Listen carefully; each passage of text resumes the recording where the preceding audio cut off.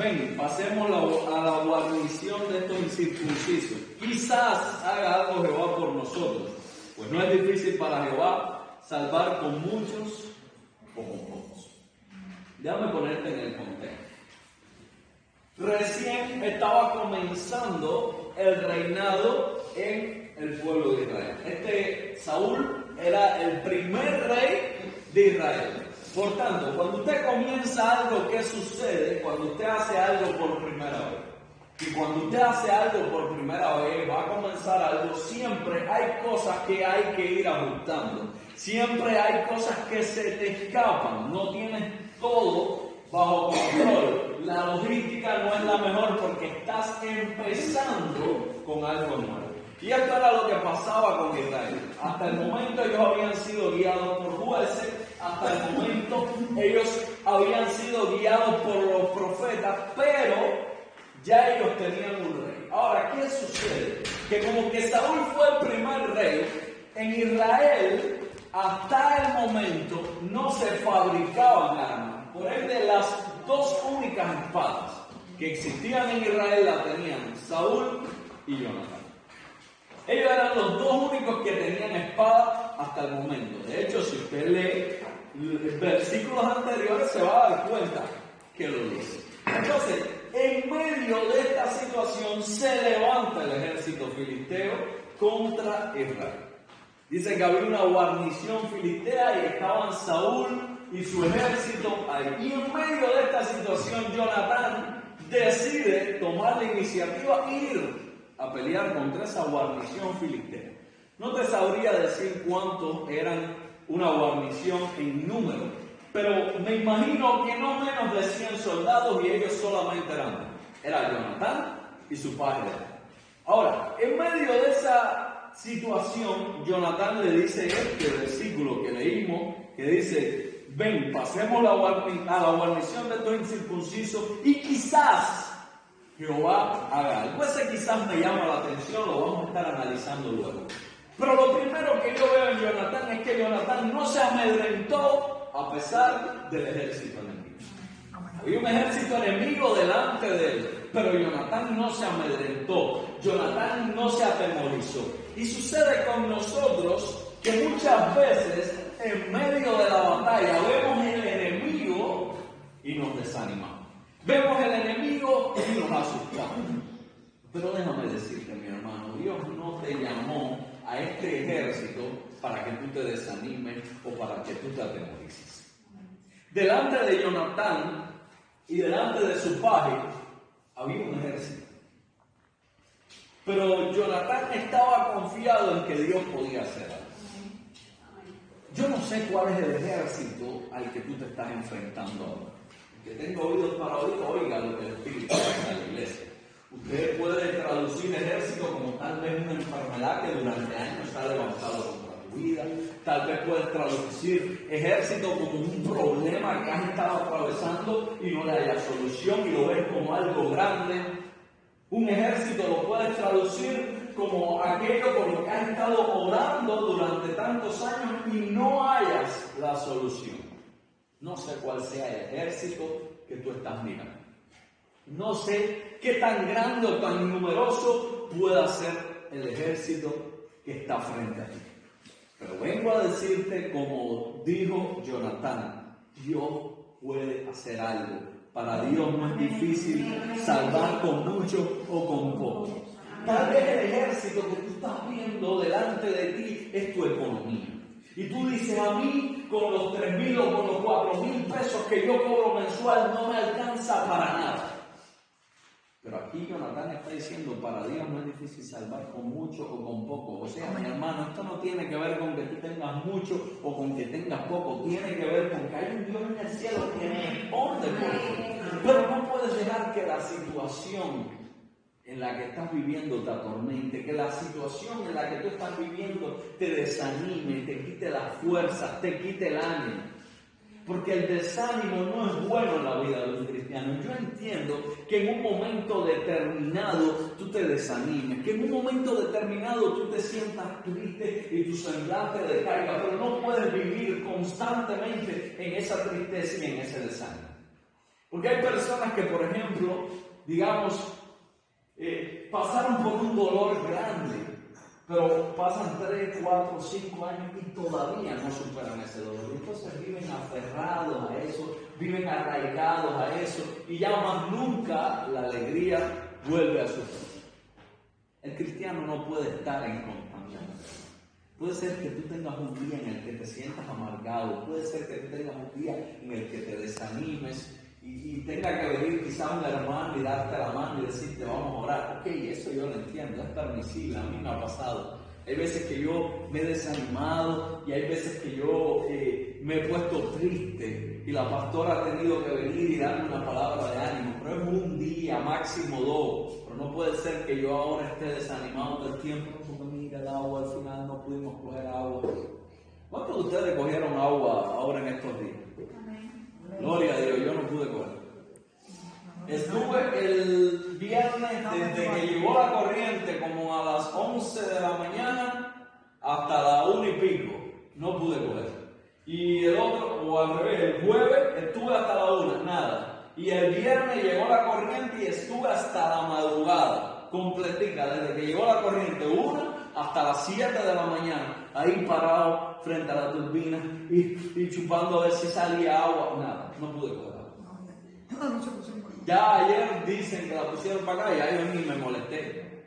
¿Por qué? Porque llevaba 2 días en amargura, peleando. Bueno, no sé, dicen que hubo algunos que pudieron coger. Sí, pero ya yo llevaba 2 días en amargura, peleando y no cojo agua y que mira, y el tanque vacío. Ya ayer lo hice diferente. Ayer intenté, ya eran las 10 de la noche, le dije a la pastora, voy a intentar una última vez. Hoy no va a pasar lo mismo, me voy a dormir, porque mañana es culto. Y yo no puedo seguir en esto. ¿Por qué? Porque hay situaciones que a nosotros nos frustran, nos amargan, nos desaniman. Yo hoy pudiera estar desanimado, hoy pudiera estar cabizbajo y decir, hoy ayer no pude coger agua, y mira, pero no puedo permitir que las circunstancias nos arruinen el momento. Eso fue como en la cena de Navidad. Como fue mi primera cena de Navidad a la que yo me enfrento, hubieron algunos detalles. Y viene la García para acá y me dice, pastor, no alcanzó el aceite. ¿Tú crees que en ese momento yo, Dios mío, y ahora el aceite? No, le digo, bueno, mi hermana, coge uno de los míos y ponlo para allá. Y ya, y felices, y vamos a disfrutar la cena. Ese no es momento para uno volverse loco, para desanimarse, para quejarse.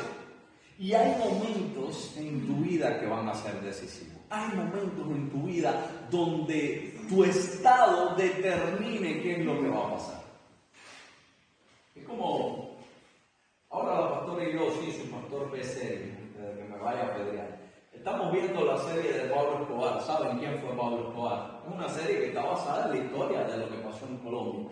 Y ese hombre fue un asesino, mató miles de gente, pero había un detalle que a mí me llamaba la atención, y es que a los niños siempre le adornaban las cosas para que ellos no se sintieran mal. A pesar de que a la mujer le habían matado a su esposo, al papá de los niños, ella le decía, no, pero mira, tu papá está ahora en un lugar mejor, y trataba de no mostrar delante de los niños la tristeza que ella sentía. ¿Por qué? Por tal de no hacer sentir mal.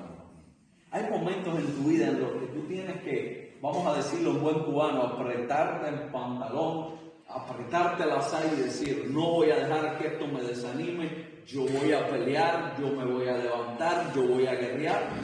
Ahora, hay algo que me intriga aquí en este pasaje, y es que Jonatán, si tú te fijas, no estaba seguro de lo que Dios iba a hacer. Jonatán ni siquiera sabía si Dios lo iba a respaldar o no. ¿Por qué te digo esto? Porque él le dice, ven, pasemos, quizás haga algo que va. Ese término quizás no me demuestra seguridad. Cuando usted está confiado, usted dice, y Jehová va a hacer algo con estos incircuncisos. Nosotros tenemos a Dios de nuestro lado, Dios nos va a dar la victoria. Pero sin embargo, parece ser que en el corazón de Jonatán había algo de duda. Y cuando él mira a su padre, le dice, mira, quizás Jehová haga algo, quizás Dios me dé la victoria, quizás Dios permita que la bendición llegue, quizás si yo me muevo en fe, Dios haga algo con mi situación. Porque muchas veces vamos a tener dudas. La duda no es pecado, que la duda llegue a tu vida no es pecado, la duda va a llegar. Cuando tú te mueves en fe, por supuesto que la duda va a venir, y va a venir la interrogante, bueno, ¿y será que Dios hará algo? ¿Y será que funcionará? La duda va a llegar. Pero así como Jonatán, a pesar de que él tenía dudas, él dijo, bueno, quizás Dios haga algo, pero decidió avanzar. Aun cuando la duda llegue a tu vida, muévete en fe. La fe no es que tú no dudes, la fe es que tú obedezcas, aún en medio de la duda. Eso es fe. La fe no quiere decir que en un momento determinado tú no tengas duda. La fe lo que quiere decir es que aún en medio de mi duda, no importa, yo voy a avanzar. Todos aquí creo que son, la gran mayoría, menos la pastora y yo, todos los demás son padres y madres. Ponte en el lugar de Abraham. ¿Tú crees que Abraham no tuvo duda cuando Dios le pidió a Isaac? Por supuesto que tuvo duda. Por supuesto que la duda llegó a su corazón, pero aún en medio de la duda, él decidió entregar a Isaac. Él obedeció. No se trata de dudar o no dudar, se trata de obedecer. Se trata de que aunque la duda llegue a mi vida, yo obedezco. Yo me muevo en fe. De eso es de lo que se trata. Y Jonatán, fíjate que me llama la atención cantidad de este pasaje. Porque Jonatán, siendo el hijo del rey, teniendo todos los recursos a su favor, él podía haber movilizado todo el ejército y decir, vamos a ir contra ellos. Pero sin embargo, él nada más habló con su paje de armas. Y según nos explica el capítulo, nadie sabía dónde estaba Jonatán con su paje de armas. Y mira qué intrépido él, que a pesar de que dudaba, y déjame decirte, este episodio que estamos viendo aquí fue mucho antes de que David enfrentara a Goliat. O sea, Jonatán no había visto la hazaña de David, porque cuando usted ve que a otra persona le funciona algo, y tú ves que alguien se movía en fe y viene y cuenta el testimonio, tú te motivas. Y tú dices, wow, bueno, si a fulano le funcionó, déjame yo también intentarlo. O sea, después que David mató a Goliat, cuando vemos el ejército de los valientes de David, los valientes de David también mataron gigantes. Los valientes de David también hicieron hazañas. ¿Pero por qué? Porque ya David había dado un testimonio años antes que les sirvió a ellos para poder también intentarlo. Por eso es que es importante que usted testifique. Del obispo aprendí algo. El obispo me dijo, Pino, no deje nunca de testificar, porque los testimonios glorifican a Dios. Tú piensas que no, pero cuando tú testificas le estás inyectando fe a tu hermano. Pero en el caso de Jonatán, todavía Jonatán no había visto una hazaña como esta. Porque ya te digo, quizás el ejército de Israel, cuando vio que David mató a Goliat, dijeron, hermano, espérate, si Dios lo respalda a él y Dios también está conmigo, pues yo también puedo intentarlo. Pero en el caso de Jonatán, todavía Jonatán no había visto una hazaña como esta. Pudiéramos decir que el primer valiente de los reyes, del libro de los reyes, fue Jonatán, porque fue el primero que hizo una hazaña como esta. Estoy hablando del libro de los reyes, porque anteriormente, por supuesto, los jueces hicieron hazañas, pero en el tiempo este de Jonatán, pudiéramos decir que él fue el primero que hizo esta hazaña. ¿Pero por qué fue? Porque se atrevió a creerle a Dios. Él dijo, pudiéramos decir, Señor, en mi corazón hay duda, pero bueno, si yo he leído en las crónicas de Israel, en los libros de los antepasados, que tú hiciste pasar al pueblo por el Mar Rojo, que tú defendiste al pueblo de Israel, que con los jueces tú hiciste milagros, hiciste señales, los ayudaste a librar tierra. Bueno, yo no estoy seguro de que tú lo hagas conmigo. Yo no sé si tú conmigo irás a hacerlo, pero quizás tú tengas misericordia de mí y quizás tú hagas el milagro en mi vida. Muchas veces, mi hermano, tú no, es más, me voy a atrever a decir muchas veces no, la gran mayoría de las veces tú no vas a tener la plena seguridad de dar el paso de fe. Porque es que normalmente el paso de fe te va a costar que tú veas un panorama totalmente diferente a lo que tú estás esperando. ¿Estás orando por un hijo rebelde? Y tú piensas que va a mejorar, que vas a ver el cambio, pero cuando empiezas a orar, ¿qué pasa? Se pone más rebelde todavía. Estás orando por una situación y entonces cuando empiezas a orar, esa situación en vez de tú ver que va mejorando, empeora. Estás orando por un esposo inconverso que se faja, que te pelea, que no sé qué, y tú piensas, bueno, ya voy a orar y él se va a apaciguar, pero lo que pasa es que los pleitos empeoran y la situación arrecia. ¿Por qué? Porque la fe nunca te va a mostrar un panorama bonito. Dios te da promesas, pero tú tienes un enemigo que dice, espérate, que yo tengo que vendarle los ojos para que no vea esa promesa, para que no la alcance, para que no llegue esa promesa. Entonces, el panorama que tú estás viendo tal vez no tiene absolutamente nada que ver con lo que Dios te ha dicho que va a hacer. Este es el año de la bendición multiplicada. Pero sin embargo, tú lo que estás viendo es una crisis tremenda y por allá te dicen que si ves la noticia, a Cuba nada más le quedan 20 días de petróleo y la situación está tensa y que si Trump está presionando Cuba y que si no sé qué. Y todo lo que estamos viendo nos dice de dónde va a salir esa bendición multiplicada. Dios nos da una palabra y nos dice este es el año de profetizar sobre lo que está seco para que cobre vida. Pero tú sigues viendo, en vez de ver los huesos levantarse, ves gente muriéndose más todavía. Estoy hablando en términos espirituales, no se me vaya a ofender a nadie. Ayer yo hablaba con la pastora y le decía, oye, ciertamente últimamente como ha habido fallecidos en San Luis, a cada rato escucho de una persona que partió, pero no estoy hablando de físicamente, estoy hablando que se hunden más en el pecado. Ayer mismo un toque de tambores por allá y a cada rato hay un bebé y no sé qué. Entonces, todo el panorama nos está mostrando algo diferente de lo que nosotros estamos creyendo. Pero a veces, mi hermano, o la gran mayoría de las veces vas a tener que conformarte con un quizás. No siempre Dios te va a dar la seguridad de lo que tú estás esperando. Después yo tengo que predicarles de Sara. Yo tengo un pasaje ahí que se llama una fe como la de Jonatán, pero tengo otro pasaje que se llama una fe como la de Sara. Porque es que a mí me llama la atención que Abraham llega a la casa, le dice, vieja, recoge que nos vamos. Abraham, ¿para dónde? No sé para dónde, pero Dios me dijo que fuera a la tierra que él me va a mostrar. Pero Abraham, ¿qué tierra es esa? No sé, no me dijo cuál es, recoge y vamos. Oye, Sara tenía que tener más fe que Abraham para eso. Pero imagínate que David te diga, Pérez, recoge que nos vamos. ¿Pero para dónde? No, Dios me mandó a irnos. Hay que tener fe para eso. Ay, estoy seguro que la Pérez le tira un cacharrazo por la cabeza a Daniel. Mira, hazme el favor, ¿y para dónde? Va a estar moviéndome, ¿para dónde me va a mover? Pero sin embargo, esta mujer dijo, wow, de verdad que Sara era humilde, era sumisa. Pero esa es la actitud que debe tener un cristiano, a pesar de que lo que yo estoy viendo allá afuera parece malo, parece difícil, no importa, yo me voy a mover en fe.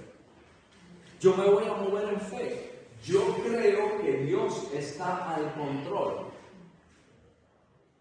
Recuerdo que una vez vi una serie en la que había una prueba, que era cruzar aproximadamente de aquí a la puerta. Era algo bien sencillo en comparación con las pruebas anteriores que el protagonista de la serie tuvo que pasar. Pero es que había un pequeño detalle. Todo estaba oscuro, totalmente. La puerta se veía, pero el puente era un puente de cristal que apenas se veía. El puente era seguro, nadie se iba a caer del puente, pero el problema es que como era de cristal, transparente y todo era oscuro, parecía que lo que había debajo era un abismo. Y para él atravesar esa prueba, pudiéramos decir que tuvo que dar un paso de fe. Y cuando hizo así, que él pisó y se dio cuenta de que sí estaba firme, entonces pudo avanzar. Pero hasta que no se decidió a intentar pisar, fíjese que ese protagonista de esa serie tiene más fe que nosotros, porque yo en el lugar de él lo hubiera hecho así, sí se siente duro, pero él no. él cogió muy valientemente y dijo, bueno, claro, también, esto es para darle dramatismo a la serie. Hizo así. Y cuando pisó se dio cuenta que estaba firme y avanzó hasta la puerta. Yo hubiera tanteado el terreno. Déjame ver, espérate. Sí, se puede pasar. Porque nosotros somos más precavidos para hacer las cosas. Pero, ¿qué te quiero decir? Y vamos a tomar el ejemplo de esta serie. Muchas veces para llegar a la puerta, para llegar a la bendición, vas a ver todo negro. No vas a ver el camino. Pero tienes que atreverte a caminar. Tienes que atreverte a avanzar hacia donde está tu bendición. Y esto es lo que más me llama la atención de este pasaje, que Jonatán dice, quizás Dios haga algo. Jonatán no tenía la seguridad de que Dios le iba a dar la victoria, pero él le dijo, para Dios puede hacerlo. Amén. Dios puede hacerlo. Quizás Dios haga algo en San Luis. Amén. Quizás nuestros vecinos se conviertan, porque para nosotros es difícil, nosotros vemos el panorama difícil, pero para Dios no hay nada imposible. Amén. Quizás Dios se acuerde de los hijos de esas madres que claman. Quizás Dios se acuerde y sane esa enfermedad, porque para Dios no es difícil.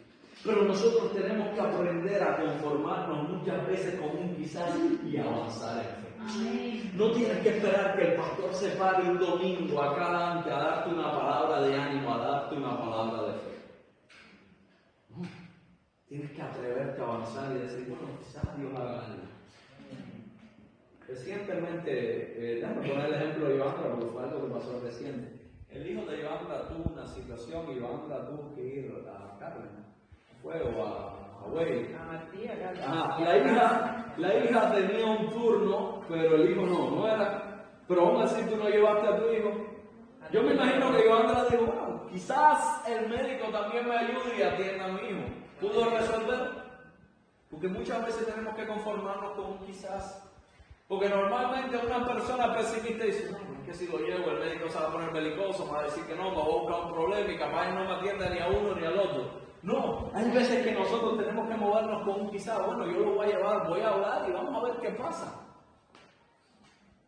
Para nosotros venir para Matanza nos costó trabajo, porque nosotros queríamos la seguridad del transporte.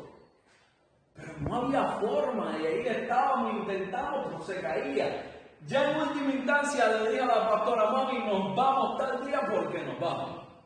Y fuimos para el ferrocarril, hablamos con una amiga de nosotros y nos dijo, sí, ustedes vayan, no se preocupen, vengan a tal hora y vamos a ver cómo los mandamos. Ella no me dijo, no te preocupes, yo los voy a mandar, o ya les garanticé, no, ella me dijo, vamos a ver, o sea, es un quizás.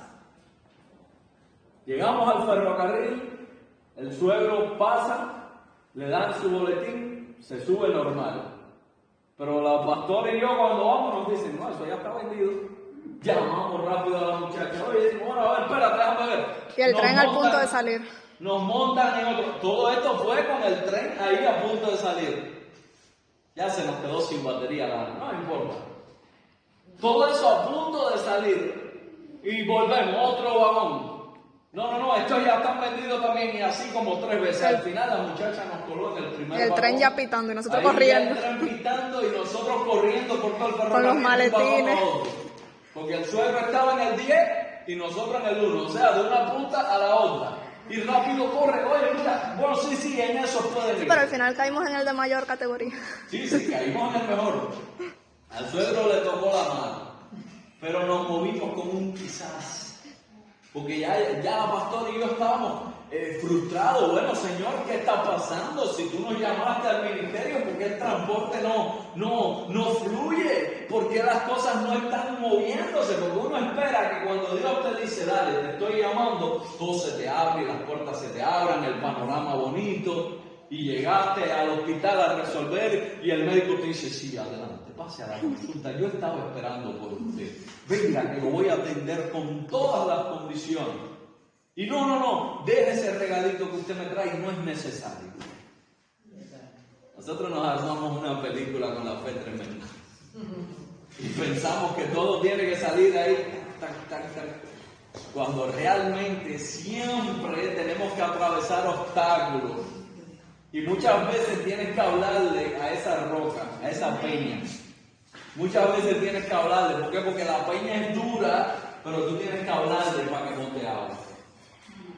Por eso fue que Moisés perdió la bendición. ¿Por qué? Porque se enfureció con el pueblo de Israel, estaba medio molesto y lo que hizo fue darle 2 golpes. Y sí, Dios no lo hizo quedar en vergüenza. La piedra dio agua, pero Dios le había dicho, háblale a la peña. No vas a resolver tus problemas con violencia. Hay peñas a las que no tienes que golpear para que boten agua, porque anteriormente Dios le había dicho, golpea a la peña. Pero esta segunda vez Dios no le dijo golpéala, le dijo háblale. No golpees tu problema. No te pongas violento contra tu problema. Háblale. Declara la palabra profética para que esos huesos cobren vida. Hazlo en fe. Quizás Dios haga algo y mi hijo se convierta. Quizás Dios haga algo y mi esposo venga a los caminos de Cristo. Quizás Dios haga algo. Y si vemos el versículo completo, esto que hizo Jonatán fue una hazaña. Y ejemplos como estos podemos verlo en muchas ocasiones. Pedro estaba viendo una tormenta. Pero cuando Jesús le dijo, ven, no fue que se calmó la tormenta. La tormenta seguía ahí, pero Pedro caminó. Cuando Gedeón tuvo que enfrentarse al ejército enemigo, no fue con los 32,000. No fue ni siquiera con los 10,000, fue con 300. O sea, el panorama se le puso peor de lo que él estaba esperando. Pero sin embargo, alcanzó la victoria, porque con esos 300 decidió avanzar. Decidió avanzar y alcanzó la victoria. Cuando Sadrach, Mesach y Abednego le dicen, ustedes no van a adorar la estatua, porque si no la adoran, déjame decirte, van directico para el horno de fuego. Delante de ellos estaba la figura más imponente de ese tiempo, Nabucodonosor, un conquistador que había conquistado todo el Oriente Medio. Y yo me imagino aquel hombre delante de ellos con la furia en la cara, le dijo, ustedes no van a adorar a Dios, a mi Dios, o sea, al Estado. Y estos varones, fíjate que hay que tener los pantalones bien. Dijeron, es que usted me dice que nosotros no vamos a adorar ningún Estado. Mi Dios puede salvarnos del horno de fuego. Pero ellos también tuvieron dudas. Ellos también tenían la incertidumbre en su corazón. Porque ya te digo, ellos le dijeron, mi Dios puede. Mi Dios puede bendecir San Luis, mi Dios puede hacer que aquí todos los que tienen sembrado, esos sembrados sean bendecidos y que aquí en San Luis haya papa abundante, arroz, frijol y de todo. Mi Dios puede hacer. Ellos le dijeron, mi Dios puede salvarnos del horno de fuego. Pero déjeme decirle algo, para que a usted no le quepa la menor duda, le voy a decir algo. Porque quizás usted no ve el milagro. Quizás usted no vea cómo Dios nos salva del horno de fuego. Pero como decía la pastora ayer en la prédica, hay que tener firmeza y hay que tener las raíces bien afirmadas. Sepa usted que aunque Él no me libre, igual yo no voy a adorar la estatua. Mis principios, mis conceptos, mi firmeza, mi fe en Dios no va a cambiar porque yo no vea el milagro. Mi fe en Dios no se va a mover porque yo no vea la bendición, porque yo sé que mi Redentor vive, como dije. Amén. Mi fe no va a menguar porque yo estoy orando por algo y todavía no veo ese algo. Yo puedo darme en el pecho y decir que todo lo que le he pedido a Dios, Dios me lo ha dado. Ahora, ¿quieres que te diga algo? No recuerdo una sola vez que Dios me lo haya dado en el momento en que yo le haya estado pidiendo. Han pasado años. ¿Sabes cuántos años yo me pasé orando por el pastorado? Y hubieron pastores que salieron más jóvenes que yo. Pero sin embargo, Dios me lo dio en el momento que Él quiso. ¿Sabes cuántos años llevo orando por una motorina y ya me compré el casco y ahí tengo una guantilla? Ese milagro lo vas a ver. pero todavía Dios no me la ha dado. Quizás Dios me la dé antes de irme de San Luis. Quizás. Dios sabe en qué momento hacer las cosas, pero es que, como decían estos tres jóvenes, aún si Dios no me diera la motorina, yo no me voy a frustrar, no me voy a apartar, no me voy a desanimar, porque es que muchas veces venimos a la iglesia buscando algo de Dios y Dios no nos da ese algo. Y entonces lo que hacemos es irnos de la iglesia, irnos del lugar. Pero es que Dios sabe qué es lo mejor para nosotros. Dios sabe qué es lo que más nos conviene. Dios sabe en el momento en que Él tiene que actuar, en el momento en el que Él tiene que trabajar. O sea, no te desanimes por el panorama que estás viendo. No te desanimes ni siquiera si no ves el milagro cumplido. Sigue creyéndole a Dios, porque es que hay algo mayor que Dios te está dando, mayor que cualquier bendición, mayor que cualquier motorina, mayor que cualquier sanidad, mayor que cualquier cosa que tú le estés pidiendo, y esa es la salvación de tu alma. Esa no tiene comparación. Esa tú no la puedes comparar con nada, porque esa no tiene precio. Eso es lo mejor y lo mayor que Dios nos está regalando. Lo otro es una añadidura que Dios quiere darte, una bendición extra que Dios quiere darte. Pero lo más importante es nuestra salvación. Yo dejo la prédica aquí y queda bien. Me parece que la prédica hasta aquí está bien. Hablamos de que quizás Dios pueda hacer algo, de la salvación, pero te voy a dar una buena noticia, y es que Jonatán no se quedó en el quizás. Él dijo, quizás Dios haga algo. Pero en efecto, Dios hizo algo para premiar esa fe que él había tenido. Yo me imagino que tal vez Dios miró a Jonatán desde el cielo y había algunos ángeles cerca de Dios. Esto es una película que yo me hago. Recuerden que a mí me gusta ilustrar mucho. No vaya a ser que usted salga para allá diciendo, el pastor dijo que en la Biblia dice. Esto me lo imagino yo. Que tal vez en ese momento Dios está con un par de ángeles en el cielo mirando a Jonatán.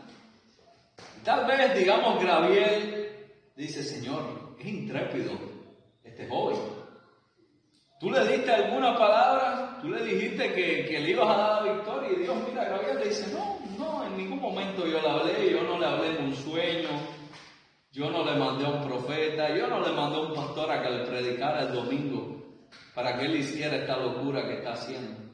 Bueno, Señor, y entonces, ¿qué va a pasar con él? ¿Lo van a matar los filisteos? Porque mira, está ahí cerca. Y digamos que la guarnición filistea tenía 400 soldados, y tal vez Gabriel le dice a Dios, son 400 y ellos solo son 2, ¿lo van a matar? No, ¿sabes qué? Les voy a dar la victoria. Les voy a dar la victoria.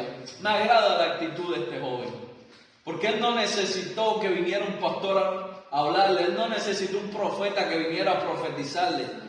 Él sabe que yo puedo darle la victoria. Él confió en mí. No es la palabra de un pastor ni de un apóstol, no, él confía en mí. Él puso sus esperanzas en mí. ¿Y sabes qué? Le voy a dar la victoria. Y él va a ser el canal que voy a usar para derrotar a los filisteos. ¿Por qué? Porque puso su fe en mí. Lo mismo pasó con estos jóvenes, que cuando los echaron al horno de fuego, fíjate si Dios se agradó tanto de la actitud de estos jóvenes. Fíjate si Dios se agradó tanto de la actitud de estos jóvenes que dijo, con esto voy a hacer algo distinto a lo que hice con Jonatán. Con esto voy a hacer algo diferente. Esto es ilustrado. Es que yo tengo que hacer énfasis y abrir paréntesis, no vaya a ser que usted después se haga ideas que no son. Esto es ilustrado. Pero yo me imagino que Dios Padre está mirando a los jóvenes a punto de entrar al horno de fuego, y viene Gabriel de nuevo y le dice, Señor, mira, estos jóvenes tienen una actitud parecida a la de Jonatán, dime, ¿qué vas a hacer? ¿No van a entrar al horno de fuego? No, con esto voy a hacer algo diferente. Señor, ¿los vas a dejar que se quemen? No, para nada, pero con ellos voy a hacer algo especial. Mira a su derecha, a su hijo, le dice, quiero que vayas y estés ahí con ellos en este momento. Quiero que hagas una imagen que quede marcada para toda la historia. Que cuando el rey Nabucodonosor los esté quemando, no solo los vea a ellos, sino que también te vea a ti. Que ellos vean una pincelada de lo que yo voy a hacer. Quiero que estés ahí con ellos, para que toda la humanidad sepa que mi hijo camina con aquellos que me han creído. Amén. ¿Qué fue lo que dijo Jesús en el libro de Marcos, el último capítulo? Le dijo, yo estaré con vosotros hasta el fin del mundo. Esto que estaba pasando en el horno de fuego era una profecía, pudiéramos decir, una referencia a lo que Jesús iba a hacer por ti y por mí. Ahí dice el rey, y veo uno como hijo de dioses que está con ellos. No echamos 3, pero ahora veo 4 y hay uno con semejanza a hijo de los dioses. Yo no sé cómo usted lo pueda ver, pero yo ahí estoy viendo una representación de Jesús. Ahí puedo ver quizás indirectamente una profecía de lo que años más tarde Jesús le dijo a sus discípulos. Le dijo, y yo estaré con vosotros todos los días hasta el fin del mundo. No importa que tengan que ir a un foso de leones, no importa que tengan que ir a un horno de fuego, yo voy a estar con ustedes. Quizás puedas quemarte en el horno de fuego, quizás los leones puedan morderte, pero también te estoy diciendo, voy a estar contigo todos los días hasta el fin del mundo. Lo bueno es que todos aquellos que creyeron en Dios no fueron defraudados. Y tengo que decirte que sí, quizás el león te muerda, porque tengo que decirte, muchos fueron despedazados por los leones en el Coliseo romano. No podemos estar ajenos a la verdad. Recuerda que la Biblia nos habla de lo bueno y de lo malo, y Jesús habló claro. Hubo muchos cristianos que fueron despedazados por leones en el Coliseo romano, que no les pasó como Daniel, que sí tuvieron que morir despedazados por los leones. Hubieron otros que también murieron quemados, las antorchas humanas que hacían los romanos. Pastor, pero ¿y entonces me está diciendo que no voy a ser librado? Puede ser que no sean librados, pero volvemos al punto anterior. Todos esos, tanto Daniel como aquellos que devoraron los leones en el Coliseo romano, tanto Sadrach, Mesach y Abednego como aquellos que le hicieron antorchas humanas, hoy por hoy tienen su salvación garantizada. Porque ya sea que, como decía el apóstol Pablo, para mí el morir es ganancia y el vivir es Cristo. Ya sea que estés viviendo para Cristo o que ya hayas partido con Él, lo importante aquí es mi salvación. Amén. Lo importante aquí es que yo no voy a dejar que un quizás me detenga. Yo voy a seguir avanzando en fe. Yo me voy a seguir moviendo en fe. Yo voy a seguir obrando en fe, porque quizás Dios haga algo. ¿Cuántos creen que quizás Dios pueda hacer algo? ¿Cuántos creen que para Dios no es difícil hacer algo en este lugar? Entonces yo te voy a invitar que puedas ponerte en pie y vamos a estar levantando un clamor a Dios antes de despedirte.